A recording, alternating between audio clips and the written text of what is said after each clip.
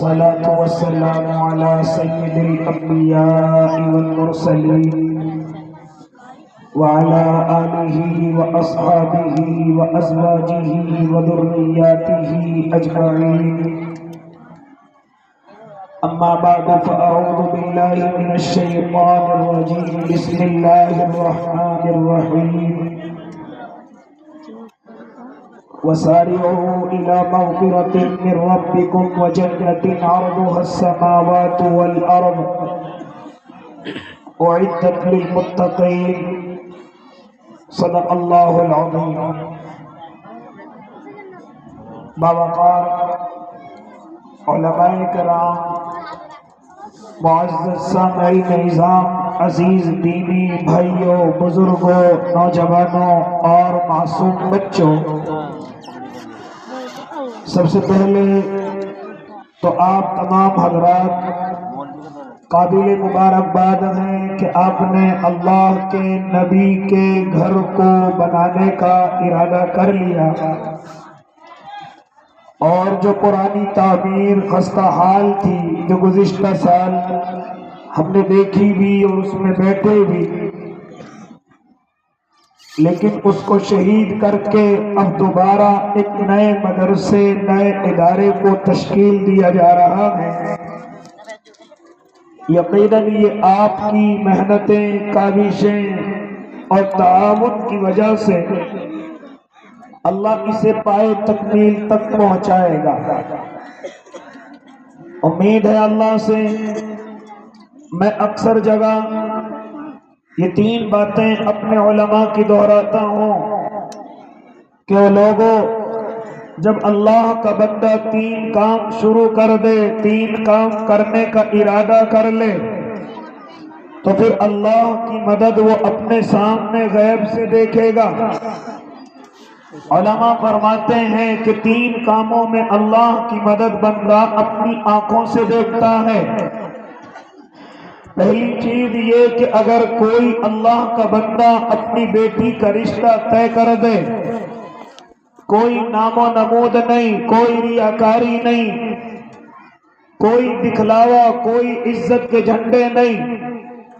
بلکہ صرف اس وجہ سے کہ اللہ نے مجھے بیٹی دی، میں نے پرورش کر کے اس کو بڑا کیا، اب نکاح کے لائق ہو گئی، اب اللہ میں نے اس کے نکاح کی تاریخ طے کر دی ہے، آپ لکھ کر کے لے جائیں، آپ بغیر کسی تیاری کے رشتہ طے کر لیں،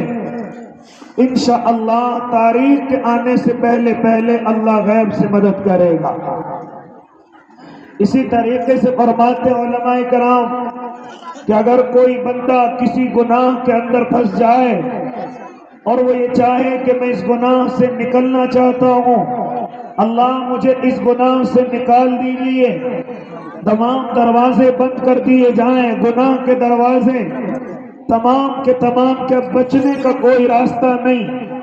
تو یاد رکھنا اگر بندے کی گناہ سے بچنے کی تمنا ہے تو میرا اللہ اس کو گناہ سے ایسے بچا لے جائے گا کہ اس کو یقین بھی نہیں ہوگا. اس لیے جو حضرات یہ کہتے ہیں کہ ہم سے زبردستی گناہ کرایا گیا،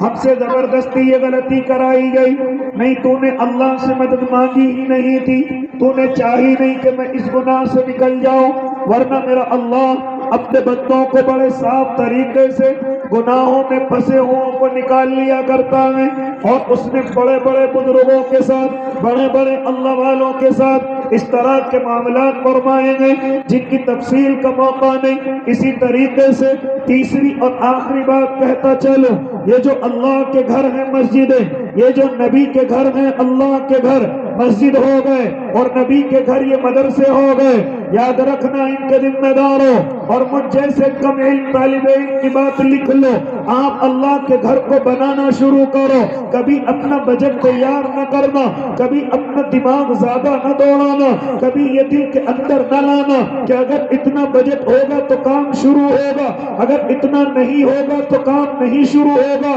نہیں نہیں، اللہ کی قسم میں نے اپنی آنکھوں سے دیکھا کہ اللہ کے گھر، نبی کے گھر 5 روپے سے شروع ہوتے اور اللہ 5 کروڑ پہ ختم کرتا ہے. یہ ہم نے اپنی آنکھوں سے دیکھا. مدرسے کے ذمہ دار کی جیب میں کچھ نہیں، مسجد کے متولی کی جیب میں کچھ نہیں، لیکن اللہ کے بھروسے پر کام شروع کیا، میرے اللہ نے مدد فرمائی، میرے اللہ نے اپنے بندوں کو بھیجا، میرے اللہ نے ان بندوں کو بھیجا جن کمائی سے اللہ محبت کرتا ہے، جن کی روزی سے اللہ محبت کرتا ہے، انہی روزی کو اللہ نے ان کو لے کر کے مسجدوں کو بھیجا، اور اسی روزی کو لے کر کے اللہ نے نبی کے گھروں کو بھیجا۔ خوش نصیب ہیں وہ تمام کے تمام انسان کہ جن کی خون پسینے کی کمائی اللہ کے گھر میں لگ جائے، نبی کے گھر میں لگ جائے، ورنہ ویسے تو میں اور آپ نہ جانے کہاں کہاں برباد کر رہے ہیں، بیاہ شادیوں میں، لڑائی جھگڑوں میں، مکان کی خوبصورتی میں، کوئی وعدہ فضیلت کا نہیں ہے، لیکن خوش نصیب ہیں وہ تمام بندے اور بندیاں جن کا پیسہ اللہ کے گھروں میں لگتا ہے اور جن کا پیسہ نبی کے گھر مدرسے میں لگتا ہے۔ نعرہ تکبیر! جناب حضرت مفتی خالد صاحب، علماء دیوبند، ابھی حضرت والا دامت برکاتہم بڑی قرآن آپ کے سامنے رکھ رہے تھے،